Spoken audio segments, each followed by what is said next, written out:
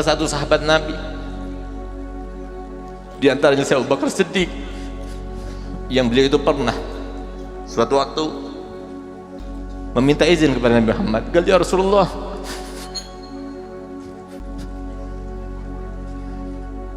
izinkan aku pulang ke rumah untuk sekedar mengisi perutku. Baik, aku izinkan wahai Abu Bakar. Hampir dikatakan tidak ada majelis di situ Nabi Muhammad kecuali di sampingnya ada Abu Bakar Siddiq, dan semoga kita dibangkitkan bersama beliau kelak nanti di akhirat. Sehingga kemudian setelah beliau keluar dari masjid, tiba-tiba datang kemudian dalam sekejap, sehingga kemudian Nabi merasa bahwasanya Nabi SAW tidak menganggap Abu Bakar sudah makan bersama keluarganya seperti yang diinginkan. Sehingga kemudian dia bertanya, Abu Bakar, engkau sudah makan? Beliau, ya Rasulullah, belum. Kenapa kau tidak makan? Demi Allah ya Rasul, ketika suapan itu akan saya masukkan ke dalam mulutku, teringat wajahmu, terbayang-bayang wajahmu, sehingga ketika teringat wajahmu ya Rasulullah, maka aku tidak bisa meneruskan suapan nasiku ya Rasul, sehingga kalau aku tetapkan suapan nasi itu akunya dalam mulutku, aku bisa gila karenanya ya Rasul. Sehingga kemudian beliau cepat-cepat kembali kepada Nabi Muhammad untuk memandang wajah Nabi Muhammad, sehingga pantas orang yang seperti beliau ketika beliau masuk melaksanakan hijrah bersama Nabi Muhammad SAW, apa yang dilakukan untuk Nabi Muhammad? Nabi Muhammad digendongnya di atas bahunya, sekian lama beliau gendong, naik ke atas beliau gendong, sampai ketika mau masuk ke gua, maka beliau kata, jangan kau masuk dulu ya Rasulullah, sampai aku yang masuk dulu. Kalau ada binatang buasnya, biarkan aku yang dimakan dulu. Kalau ada sesuatu yang bahaya, biarkan aku yang mendapatkannya dahulu, jangan engkau. Pada saat itu Nabi kita Muhammad SAW dalam keadaan kehausan. Beliau mendapatkan minuman yang hanya sedikit untuk minum satu orang. Maka kemudian oleh Abu Bakar diberikan air minum itu pada Nabi Muhammad. Ya Rasulullah, minumlah. Engkau dulu Abu Bakar. Kalau tidak, engkau minum. Aku tidak membutuhkannya, aku tidak haus ya Rasul. Padahal beliau haus, tapi diutamakan Nabi Muhammad yang selalu berada di dalam pikirannya, yang selalu berada di dalam hatinya, yang selalu berada di dalam perjuangannya. Sehingga dikatakan oleh para ulama, Abu Bakar Siddiq, kenapa beliau meninggal? Sehingga ketika beliau meninggal dunia, tampak suara, tampak bau-bau yang keluar daripada dalam rongga Abu Bakar Siddiq itu seperti bau gosong. Kenapa? Hatinya gosong karena memikirkan Nabi Muhammad. Dikatakan oleh istrinya Asma binti Umayyis, setiap hari apa yang dilakukan Abu Bakar Siddiq? Kalau sudah habis sholat malam, maka beliau berdoa. Setelah berdoa, kemudian beliau melingkar di antara kedua kakinya. Lalu kemudian beliau menangis sejadi-jadinya seperti anak kecil yang menangis.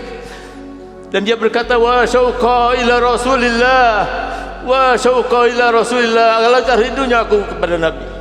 Itu yang saya lakukan sampai aku melihat bantalnya semuanya penuh dengan air mata. Sayyidina Abu Bakar Siddiq radhiyallahu anhu, beliau masuk, ada lubang tempatnya ular bersembunyi di situ, maka ditutupnya, dirobeknya lagi, tutupnya, dirobeknya lagi, ditutupnya, sampai tidak ada lagi bajunya kecuali yang menutup auratnya. Maka tinggal satu lubang saja yang masih tersisa, tidak ada lagi baju yang bisa ditutupkan. Maka kemudian kaki beliau yang ditaruh di sana. Kemudian, ya Rasulullah, sudah aman wahai Nabi, silahkan kau masuk. Nabi Muhammad kemudian masuk, lalu dia mengambil salah satu batu untuk dijadikan bantalnya. Abu Bakar Siddiq tidak mau itu. Ya Rasulullah, duduklah, tidurlah di atas pangkuanku.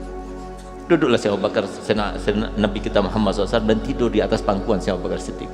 Ketika beliau sedang tidur, tiba-tiba Abu Bakar Siddiq meneteskan air mata, dan tetesan itu mengenai pipi Nabi Muhammad, sehingga terbangun Nabi Muhammad dengan tetesan air mata itu. Sehingga ditanya, Abu Bakar, kenapa kau menangis? Tidak apa-apa ya Rasulullah. Tidak, pasti ada sebabnya. Ya Rasulullah, aku menahan sakit karena tadi semua lubang sudah aku tutup, tinggal satu lubang yang belum tertutup. Maka kemudian aku tutup dengan kakiku. Ternyata ular itu kemudian menyengatku ya Rasul, dan sakitnya luar biasa sampai aku tidak bisa menahan air mataku ini menetes ya wahai Rasul. Maka kemudian saya Abu Bakar Siddiq, apa yang dilakukannya karena Nabi Muhammad SAW, karena cintanya pada Abu Bakar Siddiq, maka dipanggil ular itu, hai ular, kenapa kau menggigit kekasihku, karibku, sahabatku? Maka dijawab oleh ular itu, kalau ular merasakan demikian, bagaimana kita tidak merasakan cinta pada Nabi Muhammad? Tidak ada seorang pun yang mencintai kita seperti Nabi Muhammad, tidak ada. Baik hidup kita ataupun setelah mati kita, yang paling cinta pada kita, yang paling memikirkan kita, yang paling berada di dalam benaknya, yang paling berada di dalam khayalannya, di dalam angan-angannya, dalam permohonannya, dalam doanya adalah Nabi Muhammad. Subhanallah, ular itu berkata, wahai Rasul, maafkan aku. Bagaimana aku tidak menyengat dia? Aku semenjak lama sudah tahu bahwasanya ini adalah gua, tempat yang Allah akan muliakan dengan engkau masuk di dalamnya, sehingga aku berada di sini sabar. Kadang-kadang ada makanan, kadang nggak ada makanan, aku berada di sini. Setelah sekian lama aku menunggu, menanti-nanti itu untuk menatap wajahmu yang mulia. Ternyata Abu Bakar menutup dengan kakinya, maka aku sengat dia. Maka kemudian kata Nabi SAW, oh berarti itu karena cintamu, sehingga tidak ada yang salah. Maka kemudian saya Abu Bakar Siddiq, kakinya itu diludahi oleh Nabi Muhammad dan sembuh. Semoga dengan sentuhan yang disentuhkan pada Abu Bakar Siddiq, kita juga tersentuhkan. Malam ini semuanya kita cinta pada Muhammad. Kita melantunkan qasidah tadi karena berdasarkan cinta kita pada Muhammad. Tapi kita tidak berbuat sesuatu untuk Nabi Muhammad, dan belum berbuat sesuatu untuk Nabi Muhammad sebagaimana Abu Yahib Hasan telah berbuat sesuatu untuk Nabi Muhammad. Ya Rabb, kami mohon ya Allah, dengan berkat keinginan kami datang ke sini untuk memuliakan salah satu kekasih Nabi Muhammad, salah satu daripada wali Allah, salah satu yang telah mengorbankan semua hidupnya untuk Allah dan Rasulnya. Ya Allah, jadikanlah semua hati-hati ini ya Allah, semua yang ada ini semua ya Allah dicintai olehmu, dicintai oleh Nabi Muhammad. Hilangkan segala hal yang ada dalam hati ini, tidak kami cintai kecuali engkau dan Nabi Muhammad. Ya Allah, jadikanlah keluarga kami, harta benda kami, dunia kami, semuanya di tangan kami ya Allah, tapi dalam hati hanya engkau dan Nabi Muhammad. Ya Allah, jadikanlah kami termasuk yang benar-benar faham bahwa saya kehidupan karena Nabi Muhammad, untuk Nabi Muhammad, dan siapapun yang berada di dalam jalur Nabi Muhammad maka pasti akan berjumpa nanti dengan Nabi Muhammad di pada mahsyar. Ya Allah, jadikanlah kami termasuk semacam itu ya Allah, hidup karena cinta pada Nabi Muhammad, meninggalnya juga karena cinta pada Muhammad, dibangkitkan karena cinta pada Muhammad, dan nanti pada mahsyar bersama Nabi Muhammad, melewati sirat bersama Muhammad, dan akhirnya kita masuk surga bersama Muhammad. Rabbana atina fid dunya hasanah wa fil akhirati hasanah wa qina adzabannar. Wa sallallahu ala sayyidina Muhammadin wa ala alihi wasallam. Alhamdulillah bil alamin. Kurang lebihnya saya mohon maaf. Wabillahi taufiq wa hidayah. Wassalamualaikum warahmatullahi wabarakatuh.